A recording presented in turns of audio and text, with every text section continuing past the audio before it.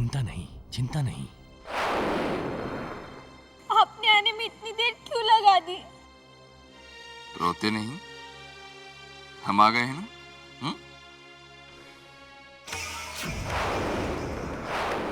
अब सब ठीक हो जाएगा।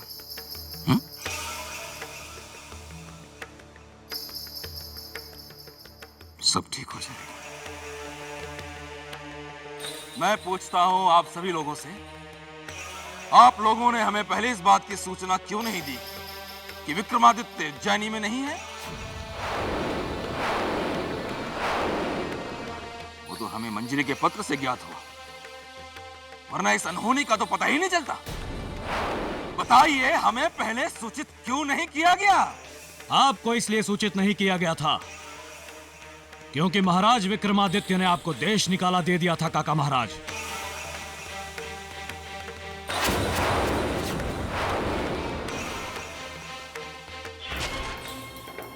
काका, आपको देशद्रोह के जुर्म में देश से निकाल दिया जाता है।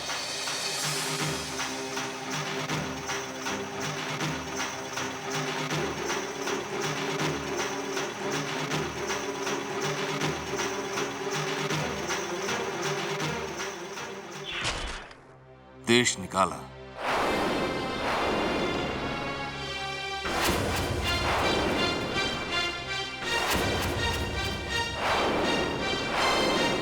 अब उसकी याद दिलाने की आवश्यकता नहीं है कारंग, क्योंकि उसी देश निकाले के कारण उज्जैनी का नाम मेरे हृदय से मिट गया था।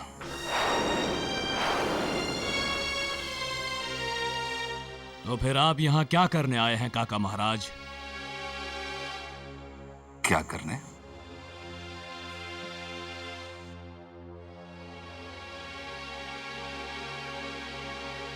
हम यहां आए हैं अपनी मातृभूमि की रक्षा करने के लिए, और यह हमारा जन्मसिद्ध अधिकार है। और इस अधिकार से हमें ना अधिकार सम्राट रोक सकता है, सम्राट रोक सकता है, रोक सकता है, रोक सकता है। आज से उज्जैनी पूरी तरह से सुरक्षित है। आज से उज्जैनी पूरी तरह से सुरक्षित है। आज से उज्जैनी पूरी तरह से सुरक्षित है। आज से उज्जैनी पूरी तरह से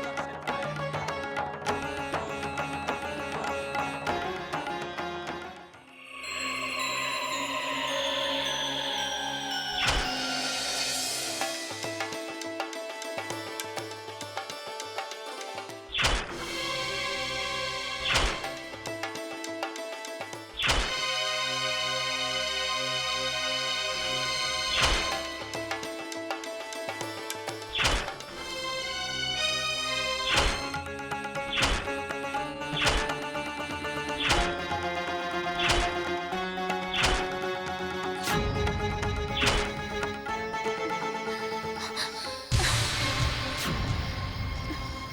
नहीं, ये नहीं हो सकता। महाराज का विवाह, ये बहुत बड़ा अपशकुन है। ये नहीं हो सकता।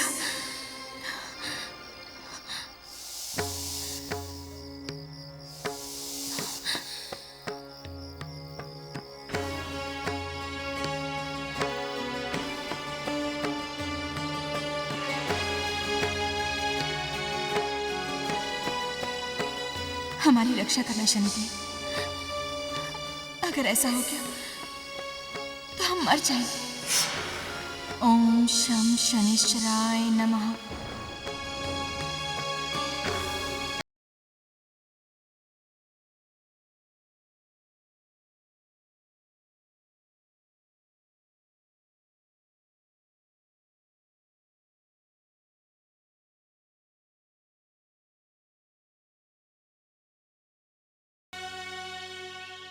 हरी काका, अरे ओ हरी काका। अरे कौन है भाई? अरे भाई आओ तो सही, तब बताए ना। आता हूँ जरा ठहरो। अरे क्या हरी काका, आपका घर ढूंढते ढूंढते मेरे पैर थक गए। माफ करना भाई, मैंने तुम्हें पहचाना नहीं। कौन हो तुम? लो, मुझे नहीं पहचाना? अरे हरी काका, वो कहावत तो आपने सुनी होगी, दुनिया के सारे नाई राम जी के भाई। मैं हूँ दयाराम नाई। दयाराम नाई? आपके मामा की मौसी के बेटे के ससुर ने मुझे यहाँ भेजा है। मामा की मौसी के बेटे के ससुर, यानी कि तुम भांडिया से आए हो? बिल्कुल सही पहचाना काका आप। अरे तो यहाँ क्यों खड़े हो? आओ आओ, अंदर आओ। हाँ हाँ, चलो चलो। आओ आओ, बैठो। हाँ दयाराम नाई, अब बताओ कैसे आना हुआ, और भंडिया में सब ठीक ठाक है ना? हे काका, सब राम जी की माया है, कहीं धूप तो कहीं छाया है, सब मंगल है काका।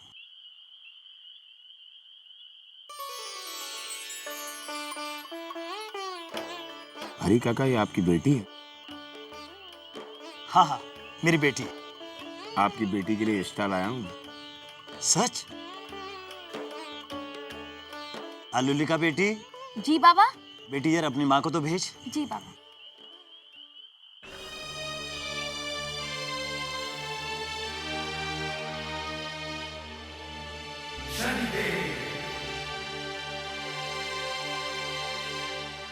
भीमा, जरा इधर आओ।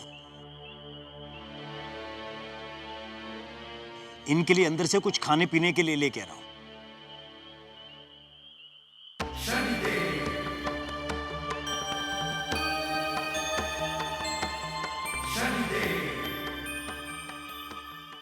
माँ, तुम्हें बाबा ने बाहर बुलाया है। अलोलिका, बाहर कोई आया है, कुछ खाने के लिए मिलेगा? अलोलिका, हम तुमसे ही बात कर रहे हैं।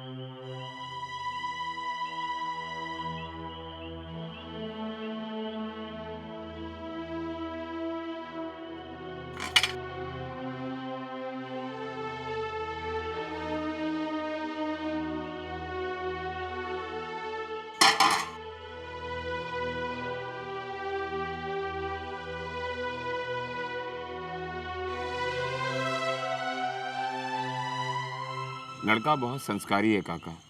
सुबह उठता है, माता पिता के चरण छूकर ही अपने कार्य पर निकलता है। सच? भाई वाह, लड़का तो बहुत ही अच्छा है। दयाराम नाई, तुमने तो मेरी चिंता ही दूर कर दी। ओ, भीमा आ गया। लो, पानी पियो और गुड़ खाओ। गुड़ है काका? गुड़ तो मुझे बहुत पसंद है। लाओ भाई लाओ। अजी सुनते हो? आया। मैं अभी आया। हाँ जाओ काका।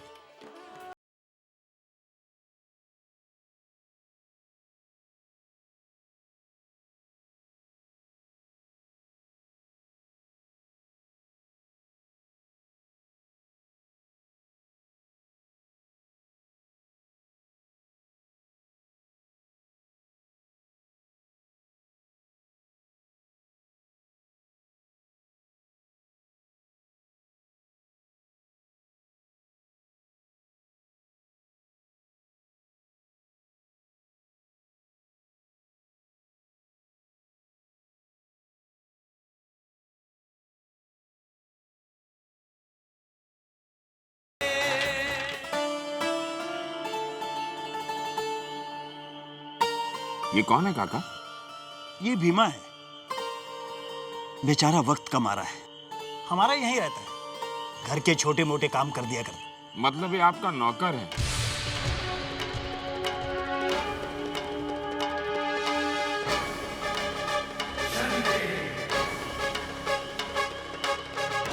नहीं नहीं, वो बस तुम्हारे पास सारा दिन बातें करने के अलावा और कोई काम है कि नहीं? अरे भाग्यवान, तुम्हारे मायके की बातें चल रही हैं। ये दयाराम है, तुम्हारे मायके से आए हैं। भगवान, क्या हो गया मेरे मायके में? कोई बुरी खबर तो नहीं है? मैं क्या करूं? अरे भाग्यवान, तुम तो बेकार में डर रही हो। ये तुम्हारी बेटी के लिए रिश्ता लेके आए हैं। क्या? हाँ हाँ। अलोलिका के लिए? हाँ हाँ। अरे तो पहले क्यों नहीं बताया? मेरी तो जान ही निकल गई थी। अरे काकी, लड़का कमाऊ है, अच्छे खासे घर का है, 60 बीघा खेत है, और क्या चाहिए?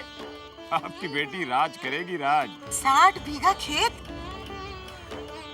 जो रिश्ता मैं तय करवाता हूँ वहां दान दहेज देने की आवश्यकता नहीं पड़ती। वो घर तो वैसे ही खुशियों से भर जाता है। इधर आ। अब खड़े खड़े सोच क्या रहे हो? जल्दी जाओ और ये रिश्ता तय करके आओ। दोबारा ऐसा मौका नहीं मिलेगा। अरे हमें दान दहेज भी नहीं देना पड़ेगा। मैं तो कहती हूँ आज ही चले जाओ, इस करमजली से भी छुटकारा मिल जाएगा हमें। अरे भाग्यवान, चला जाऊंगा चला जाऊंगा। तुम तो हथेली पे सरसों जमाने वाली बात करती हो। दयाराम, सच तुमने बहुत बड़ा उपकार किया है मेरे पे। नहीं काका, मैं किसी पर उपकार नहीं करता।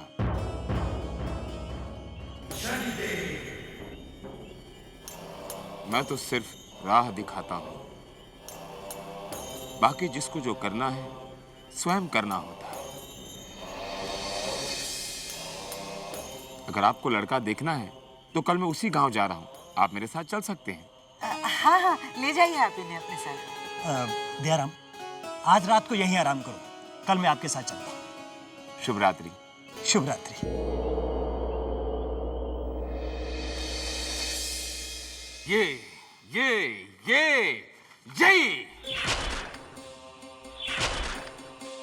यही कमी है आप लोगों में।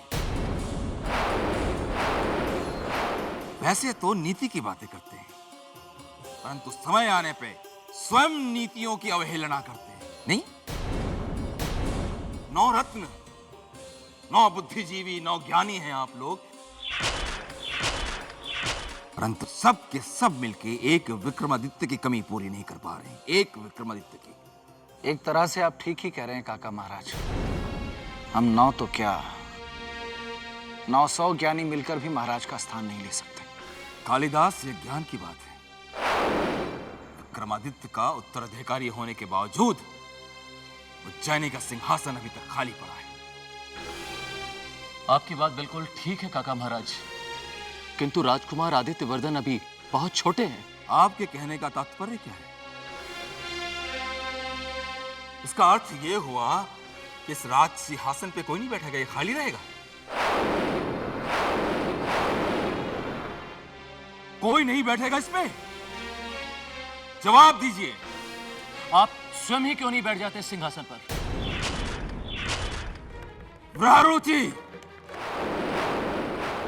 आज के बाद दरबार में ऐसी कोई बात नहीं की जाएगी, वरना लोग ये कहेंगे कि अवसर मिलते ही काका महाराज उज्जैनी के सम्राट बन बैठे। अगर इस सिंहासन पे कोई बैठेगा तो विक्रम का पुत्र आदित्य। यही तो मैं भी कह रहा हूं कि आने वाली पूर्णिमा को ही शुभ मुहूर्त है आदित्य वर्धन को युवराज बनाने के लिए। आने वाली पूर्णिमा की प्रतीक्षा नहीं कर सकते। हमें जल्द से जल्द आदित्य वर्धन को गुरुकुल से लाके यहां सिंहासन पर बिठाना होगा।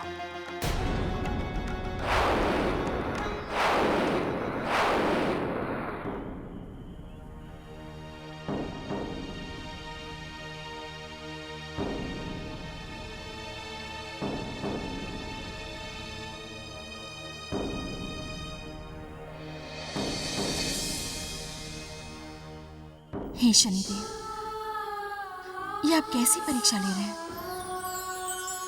आज हम आपको क्या भोग लगाएं? हमारे पास तो कुछ भी नहीं है। महारानी मदन लेखा, हम तुम्हारी श्रद्धा और भक्ति से बहुत प्रसन्न हुए और इस भक्ति का फल हम विक्रमादित्य को दे रहे हैं। इसी भक्ति के कारण हम तुम्हारे पति को अलोलिका से बचाने नायक बनकर हरिया के घर रिश्ता लेकर पहुंचे हैं। अन्यथा विक्रमादित्य के पिछले जन्मों के कर्म तो ऐसे हैं कि उसे 7.5 के 7 साल भूखे प्यासे तिल तिल कर जीवन जीना था। महारानी मदन लेखा, हम शिव जी के दिए न्याय के सिंहासन से बंधे हैं।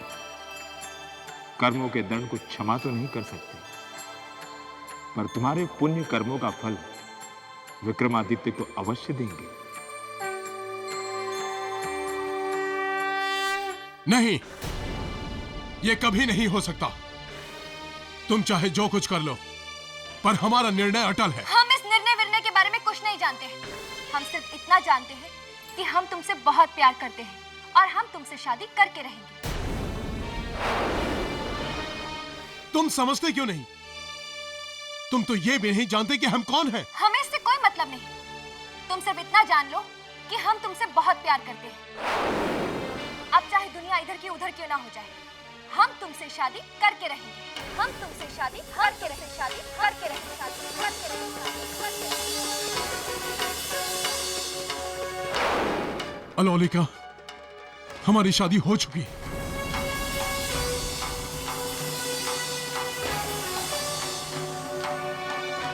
क्या तुम्हारी शादी हो चुकी है? हाँ लोलिका, हमारी शादी हो चुकी है। नहीं, ये नहीं हो सकता। तुम हमसे झूठ कह रहे हो। तुम्हारी कोई शादी नहीं हुई। तुम हमसे ये सब कुछ इसलिए कह रहे हो ना, ताकि हम तुम्हारे पीछे ना पड़े। हम सब समझते हैं। नहीं अलोलिका, हमने हमारे जीवन में कभी झूठ नहीं कहा। भीमा, तुम भी हमारी एक बात जान लो। हमने जिस चीज को पाने की कोशिश की है, उसे हर कीमत पे हासिल किया है। तुम्हारी शादी हुई है या नहीं हुई है, इससे हमें कोई मतलब नहीं। हम सिर्फ इतना जानते हैं कि अगर हमारी शादी होगी, तो सिर्फ तुमसे होगी। और एक बात, अगर तुमने हमारी ये बात नहीं मानी, तो ये जान लो कि आलोलिका कुछ भी कर सकती है। समझे तुम?